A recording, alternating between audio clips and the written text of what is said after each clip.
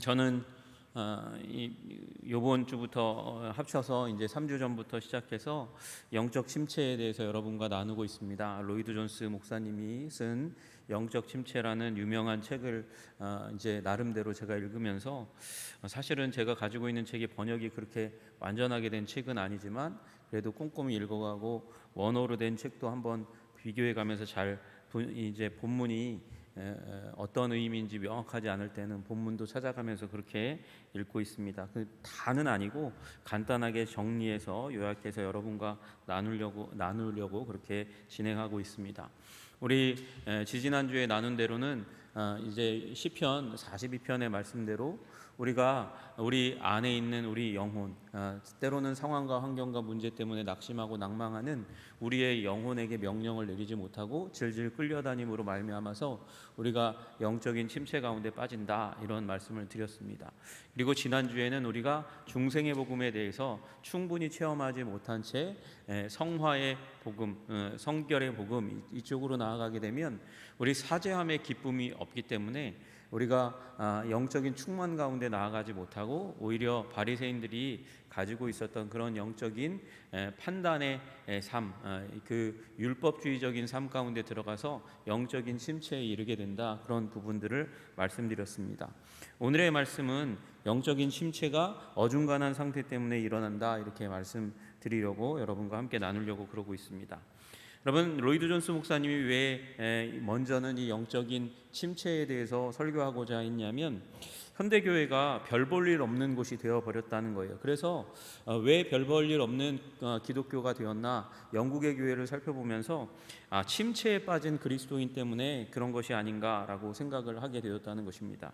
매일매일 그리스도인답게 살지 못하고 행동하지 못하고 증언하고 증거하지 못하는 탓에 교회는 별 볼 일 없는 곳이 되어버렸고, 또 그리스도인의 삶을 보고 예수님이 어떤 분인지 알고 싶어, 예수님께 나아가자, 그렇게 도전받고 교회에 나오는 사람들이 희귀해졌다는 것이에요. 복음전도 해도 복음전도에 응답하지 않는 사람들이 너무나 많이 생겨졌기 때문에, 그래서 이 절박하고 비참한 이유 때문에 영적 침체의 문제를 다룰 필요가 있겠다 싶어서 목사님이 이 일을 시작했습니다. 그런데 지금 이 영국 교회의 문제가 우리 한국 교회의 문제인 것 같아요. 우리 그리스도인이 그리스도인답게 살아가는 데 실패하니까, 그래서 그리스도인의 삶을 통해서 예수님을 흠모하고 교회에 나오려고 하는 사람들이 점점 희귀해지고, 오히려 반대로 교회를 욕하고 비난하는 일들이 일어나는 것이죠. 이 설교가 굉장히 길거든요. 열 몇 편 정도의 설교인데, 이 설교를 보면서 우리 교인들이 저부터 시작해서 영적으로 건강하게 되는 하나님의 은혜가 있기를 주님의 이름으로 축복합니다. 오늘 본문의 말씀은 예수님께서 맹인 한 사람을 만나면서 일어난 일입니다. 사람들이 맹인 한 사람을 데리고 예수님께 왔어요. 손 대시면 예수님이 손 대면 좋은 일이 일어나니까, 그래서 손 대시기를 구했다, 이렇게 얘기하고 있습니다. 근데 예수님께서 이 맹인의 손을 붙잡으시고 그리고 마을 밖으로 데려가십니다. 데려가서 아주 깜짝 놀랄 만한 일을 하신다고 오늘 말씀을 하고 계세요. 희한하게도 그 눈에 침을 뱉었습니다. 다른 본문에는 진흙에 이겨서 하는 본문이 있는데, 오늘 본문에는 예수님께서 눈에다가 직접 침을 뱉으셨다, 이렇게 말씀하세요. 그리고 이 안수하시고 나서 그리고 그에게 보라고 얘기하고 무엇이 보이냐 얘기했더니, 사람들이 보이긴 보이는데 완전히 보이지 않고 어떻게 해요? 나무가 걸어가는 것 같습니다, 그렇게 이야기했다는 거예요.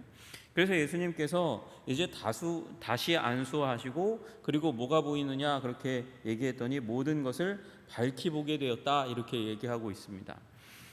예수님이 이 눈을 낫게 하는데 2단계의 치유 과정을 거치셨다는 거예요. 그러면 이 부분을 보면서 우리는 의문을 갖게 되죠. 왜 예수님께서 침을 뱉으셨지? 그것도 의문인데, 두 번째, 왜 두 번에 걸쳐서 하셨지? 예수님이 능력이 없으셔서 그런 건가? 능력이 없으셔서 어떤 때는 어떤 맹인은 한꺼번에 그냥 단숨에 고치시고, 오늘 이 본문에서처럼 예수님이 능력이 없어가지고 2단계에 걸쳐서 고치셨나? 여러분, 능력이 없는 예수님에 대해서 생각해 보실 수 있으세요? 예수님은 능력 없는 분이 아닙니다. 하실 수 있는 분이세요. 그런데 이렇게 하신 이유가 있다는 것이죠. 분명한 교훈과 의도가 있다는 것입니다. 교훈과 의도, 영원한 교훈과 중대한 메시지를 주기 위해서 이렇게 주님께서 하셨다는 거예요. 여기에는 이 부분에는 역사적인 사건임과 동시에 또한 비유적인 교훈이 담겨 있다는 것이죠. 여러분, 이 두 번째에 걸쳐서 가는데 눈이 먼 사람이, 맹인이 아주 밝게 보는 순간이 오게 됩니다. 그런데 중간에 어중간하게 보는 상태가 있다는 것이죠.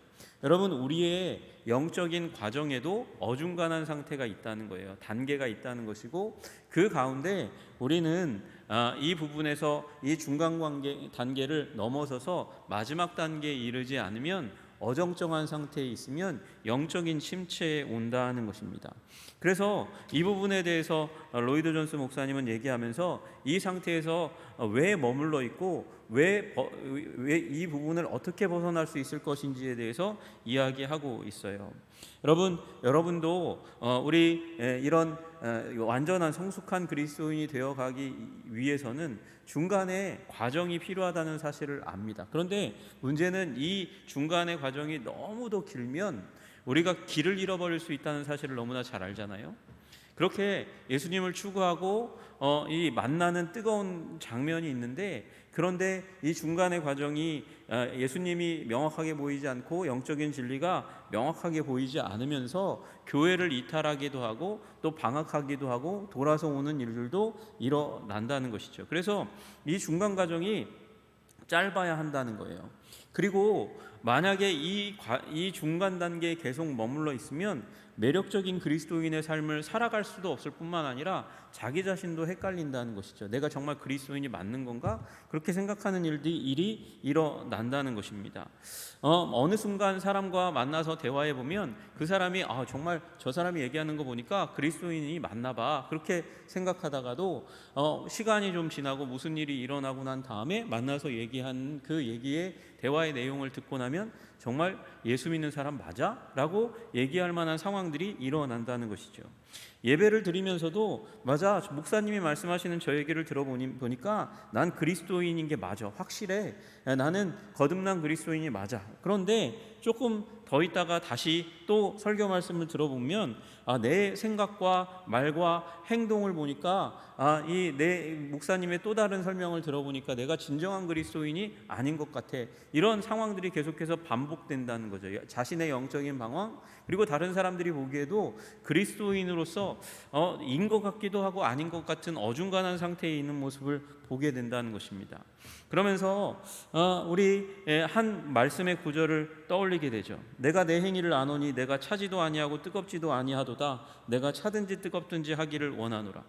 명확한 어떤 상태에 있어야 진단이 내려지고, 진단이 내려져야 그래야 그 상황 가운데서 빨리 하나님이 원하시는 자리로 옮겨가야 될 텐데, 진단하지 않고 진단하지도 못하고 자기도 헷갈리는 그 상황 가운데 있으면서 가장하면서 만족한 자리에 있으면 나중에 되돌릴 수 없는 영적인 침체에 빠질 수도 있다는 것입니다. 여러분, 이 원래 상태에서 두 번째 단계, 밝히 보는 그 순간 가운데 가는 그 과정 가운데 이 어중간하게 보는 상태가 있잖아요. 거기서 완전히 보는 상태까지 가려면 무엇인가 더해져야 되는 거죠. 무언가 부족하기 때문에 넘어가지 못하는 것입니다.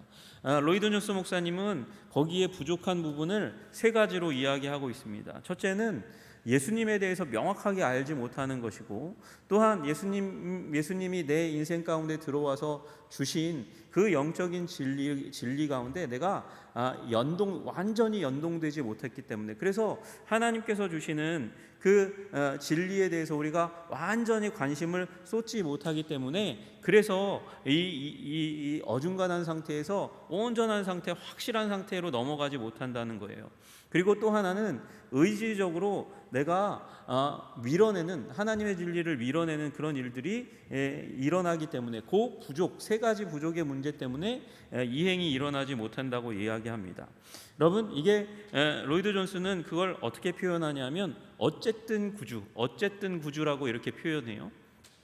그러니까 성경의 진리대로 예수님이 나의 구원을 위해서 왜, 어떻게, 무엇을 위해서 죽으셨는지 정확하게 알지 못한다는 거예요. 왜 내 죄를 위해서 예수님이 정말 죽으셔야 했는지, 거듭남의 필요성에 대해서 정말 정확하게 알지 못한 채 그냥 대충 예수님은 구원자이시지 성경 말씀 한 구절도 제대로 알지 못한 채 그냥 교회에 와서 생활하다가 목사님 말씀 듣고, 그리고 예수님은 구원자가 맞기는 맞지, 그런데 그 구원자가 내 구원자가 되지는 못한 상태 가운데 있을 때, 그럴 때 십자가의 의미를 잘 알지 못하니까, 십자가의 의미를 잘 알지 못하는데 십자가로부터 우리 심령 가운데로 흘러오는 만족이 생겨나겠습니까? 충만한 상황이 일어나겠습니까? 그래서 실패와 좌절과 우울에 이르는 일이 일어난다. 여러분, 제가 지금 말씀드리는 거 좀 오해하지 마셨으면 좋겠어요. 이 부분은 우리의 심리적인 우울증에 대해서 얘기하는 게 아니에요. 영적인 부분에 있어서 일어나는 침체 우울증에 대해서 얘기하는 거예요. 그래서 하나님 예수 그리스도에 대해서 충분히 알지 못하기 때문에, 그래서 어중간하게 보는 데서 확실한 곳으로 나아가지 못한다는 거예요. 만약에 어중간하게 보는 그 상황 가운데서 예수님으로부터 돌아서서 가면 그가 명확하게 볼 수 있겠습니까? 없지요. 여러분, 그래서 예수님을 더 알도록, 더 그 손을 붙잡도록 하는 시도가 우리 가운데 있어야 하는 것이에요. 또 하나, 주님께서 우리에게 주신 그 은혜 가운데 더 머무르지 않는 거예요. 이 부분을 이제 완전히 우리의 관심을 그리스도께 두지 못한다는 것이죠. 그러니까 어중간하게 봤어요. 무엇 때문에, 누구 때문에 어중간하게 보는 일이 일어났습니까? 그것도 예수님의 은혜 때문이죠. 예수님께서 침을 뱉으시고 그리고 안수하니까 어중간하게 보는 일이 일어난 거잖아요.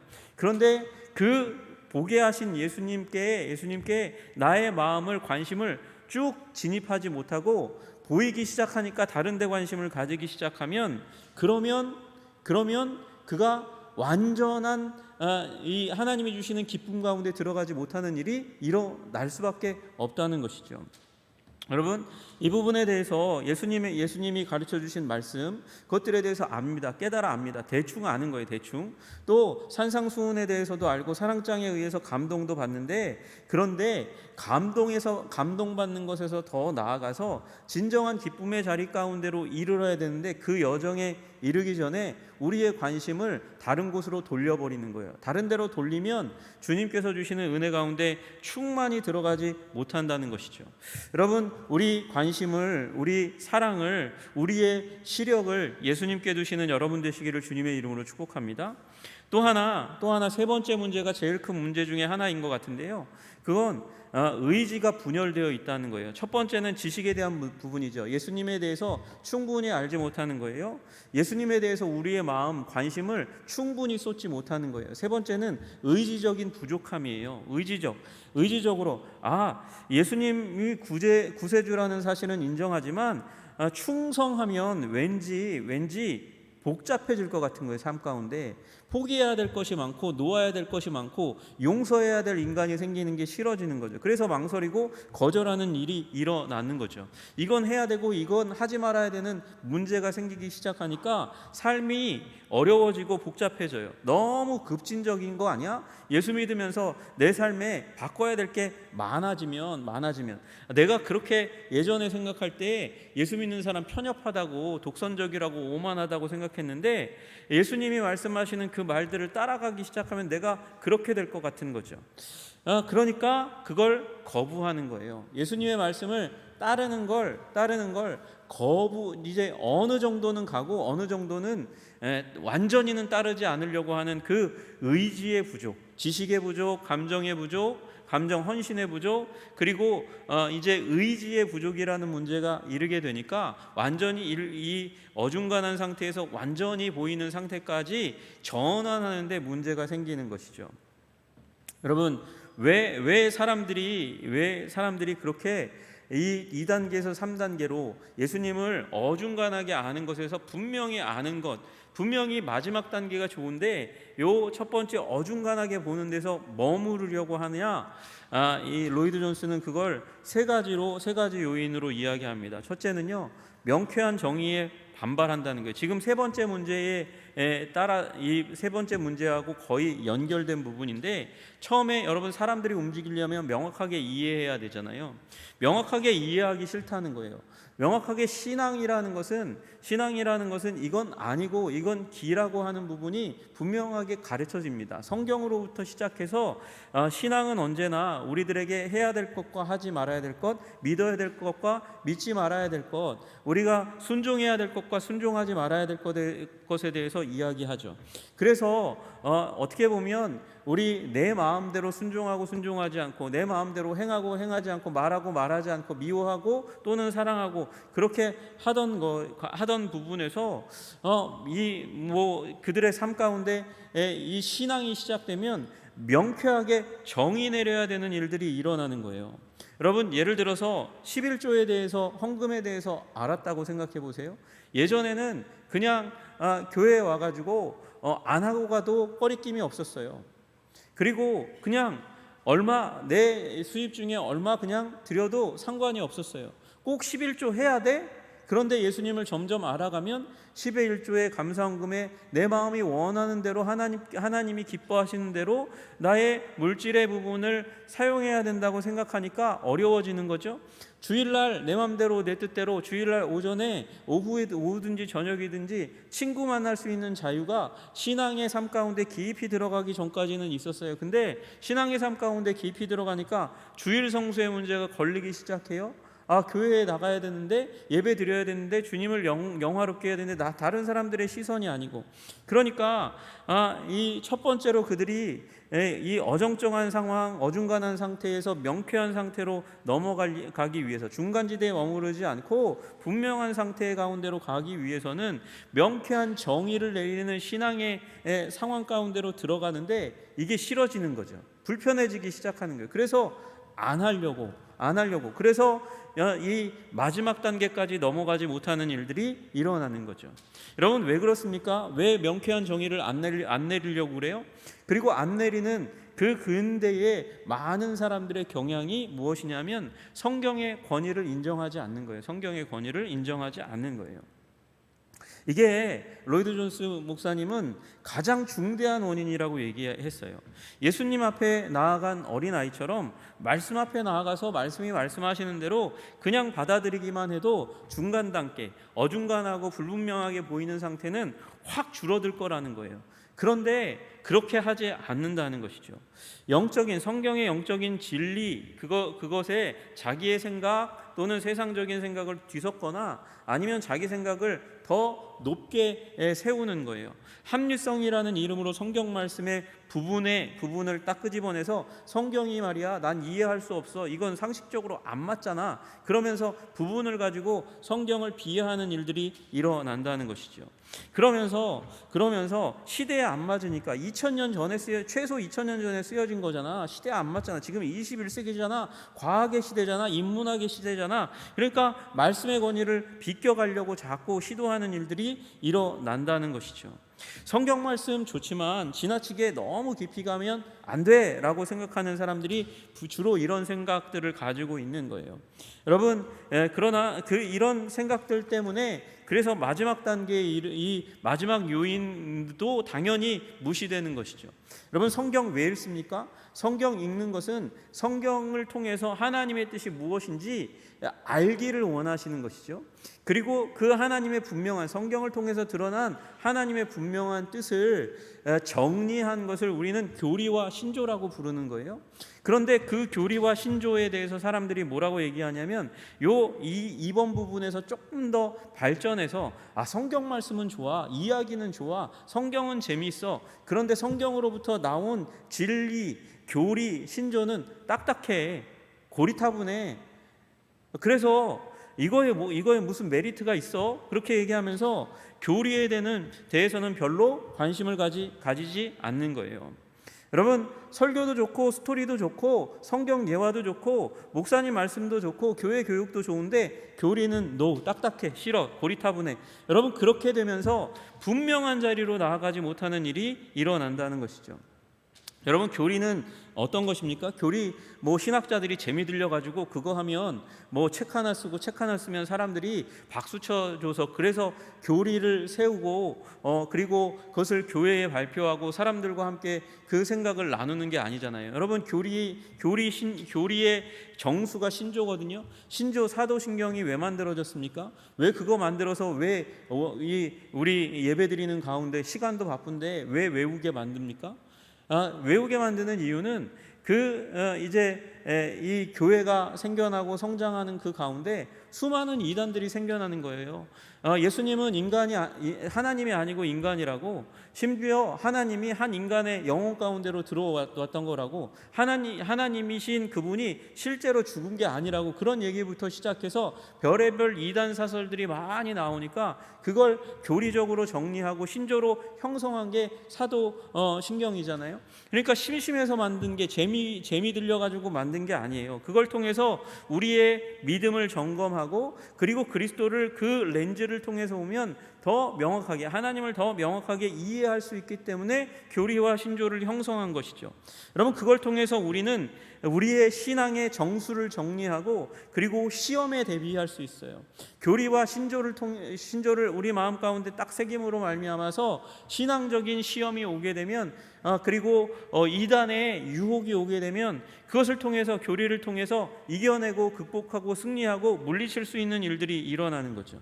그런데 생각은 결과를 낳는데, 생각이 흐리멍텅하면, 교리와 신조가 우리의 머리 가운데 명확하게 들어있지 않으면 우리의 진리체계는 혼동되면 혼돈한 삶을 살게 될 수밖에 없고 비참한 삶의 결과를 낼 수밖에 없다는 것이죠. 그래서 왜 문제가 되나 우리가 이제 명쾌한 정의를 내리는 것 자체가 싫고, 그리고 성경의 권위를 인정하는 게 싫고, 그리고 교리에 대해서 무관심한 상태에 그래서 남아있는 게 좋으니까, 그래서 마지막 명쾌한 자리로, 분명히 보는 자리로 가지 않고 그냥 흐리멍텅하게 보이는 그 자리 가운데 머물러 있는 것이죠. 여러분, 그러나 그것 가운데 머물러 있으면, 장기적으로 머물러 있으면 우리는 영적인 침체 가운데 계속, 왜 영적인 침체 가운데 머무릅니까? 분명한 삶을 살지 못하니까 영적인 승리가 없는 거예요. 영적인 승리가 없고 영적인 실패만 있게 되는데 어떻게 기쁨이, 환희가, 우리의 승리가 우리의 삶에 깃들 수 있겠습니까? 그러면 로이드 존스는 어떻게 해야 하는가? 어떻게 해야 이 영적인 불분명한 상태 가운데서 분명하게 볼 수 있는 상태 가운데로 넘어갈 수 있는가? 그 부분에 대해서 이야기합니다. 첫 번째로요, 보인다고 너무 성급하게 주장하면 안 된다는 거예요. 여러분, 본문의 소경이 만약에 사람이 보입니다, 거기까지만 얘기했으면 예수님이 그냥 가실 수 있는 거죠. 이 사람도 그냥 갈 수 있는 상황이 되는 거예요. 그런데 솔직하게 얘기했어요. 사람이 보입니다. 그런데 나무와 같은 것으로 보여요. 나무가 걸어가는 것 같은데요. 그렇게 솔직하게 얘기했다는 거예요.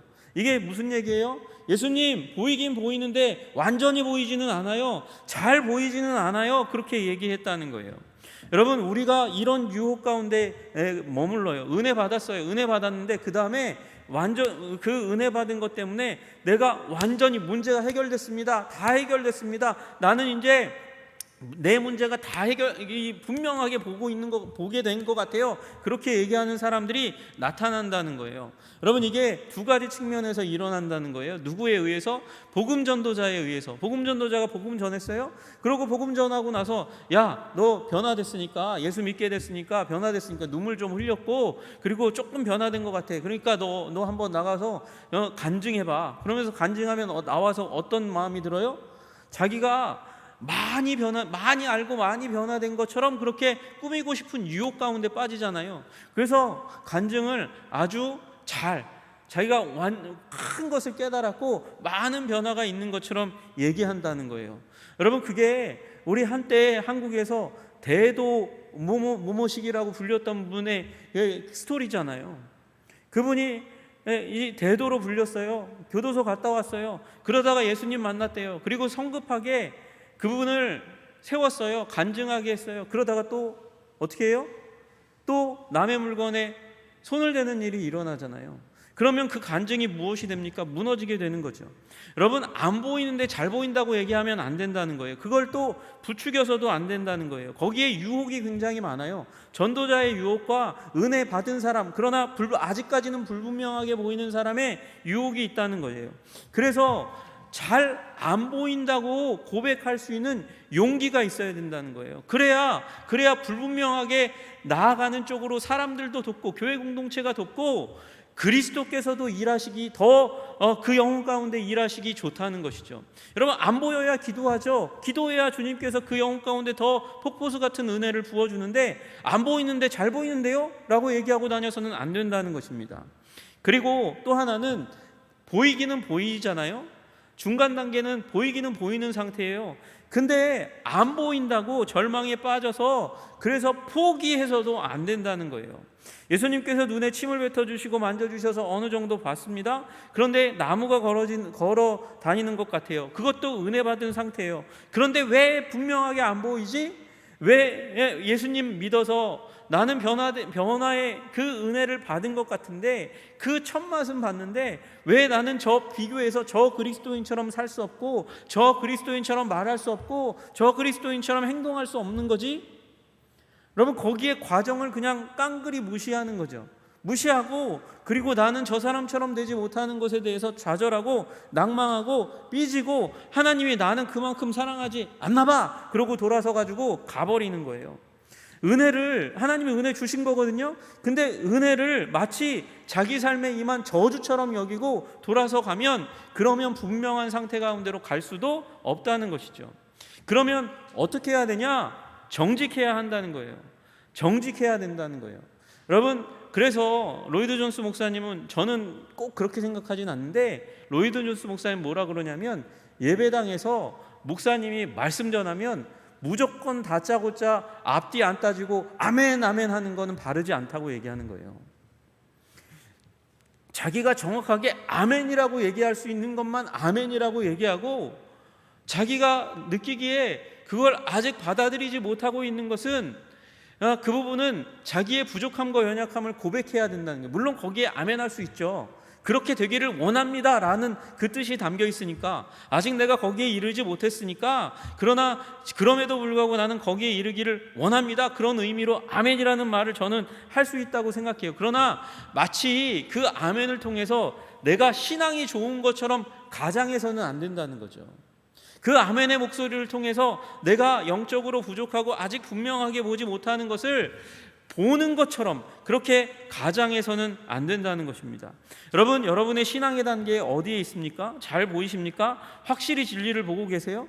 예수님을 정말 구주요 주님으로 아무 꺼리낌 없이 고백할 수 있습니까? 예수 그리스도께서 나를 위해서 죽으신 게 명확하게 보이십니까? 그리스도 안에서 주님께서 주신 선교의 사명과 사랑의 사명이 여러분의 눈앞에 보이십니까? 그래서 주님께서 가라고 하시면 아울골짝도 갈 수 있습니까? 사명의 길을 걸어갈 수 있습니까? 여러분, 그런 부분들이 아멘으로 튀어나와야 되는 거예요. 그런데 그 어중간하게 저는 예수님 뜻을 따르긴 따를 텐데 아골골짝은 못 가겠는데요? 그거 명확하게 얘기해야 되는 거죠. 그걸 고백하고, 그런데 거기서 포기하기는 원하지 않아요. 주님, 아골골짝도 갈 수 있는 믿음, 그 믿음도 저는 가지고 싶어요. 예수님을 구주요 주님이라고 얘기하는데, 구주인 건 알겠어요. 구주인 거 아는 것만 해도 어마어마한 일입니다. 그런데 주님, 제 일상의 삶 가운데 예수님을 주님으로는 충분히 모시고 살고 있는 것, 그건 아닌 것 같아요. 주님, 내 인생의 주님이 되어 주십시오.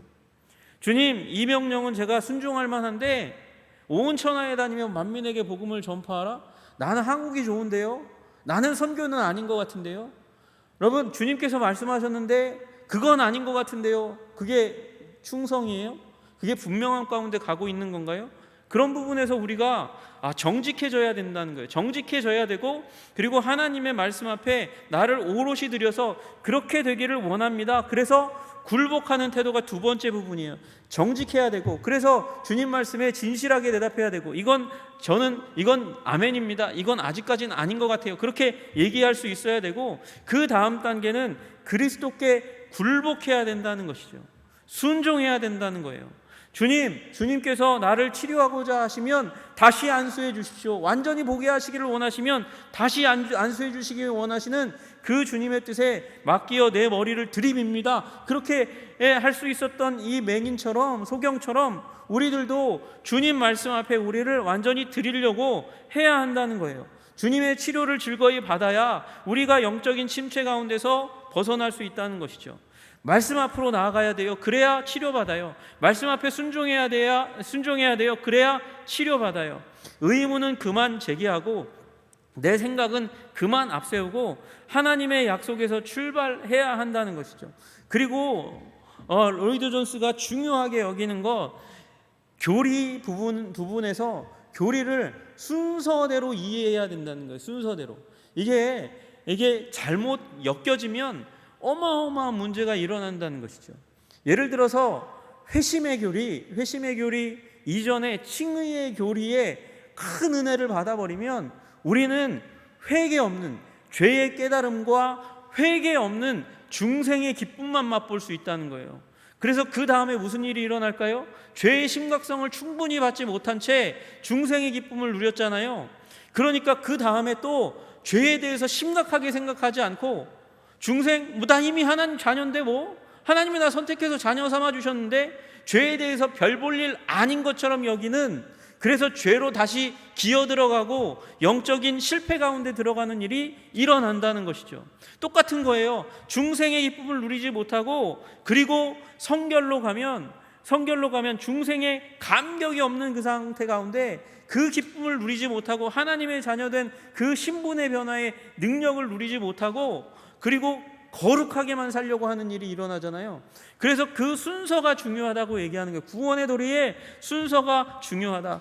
여러분, 그래서 자신을 하나님 말씀에 진리 아래 묻고 굴복하고, 그리고 그 말씀을 깊이 알려고 우리가 몸부림치는 과정이 없으면 우리는 분명하게 보지 못한다고 얘기하는 것이죠.